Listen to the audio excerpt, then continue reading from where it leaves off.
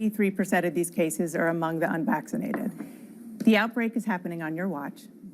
And even before becoming HHS Secretary, for years, you have been one of the leading voices questioning the efficacy of vaccines.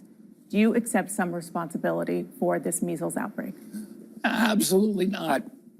First of all, this is an international outbreak.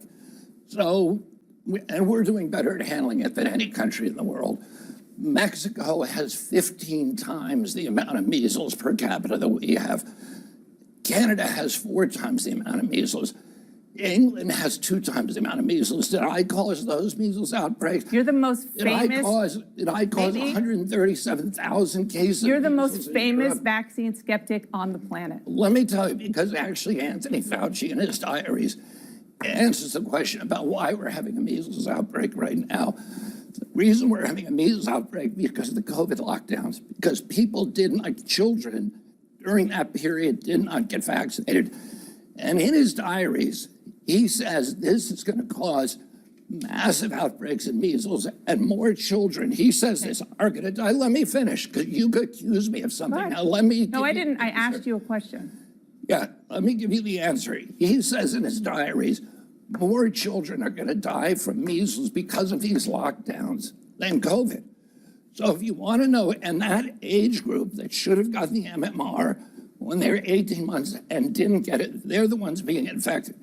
The people in this country, and we have stopped the outbreaks at record speed in South Carolina, in Texas, in Utah, in Virginia.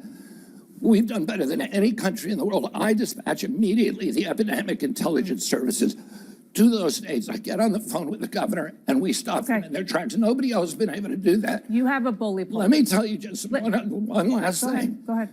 The communities that are suffering from measles are almost all religious communities that just don't vaccinate.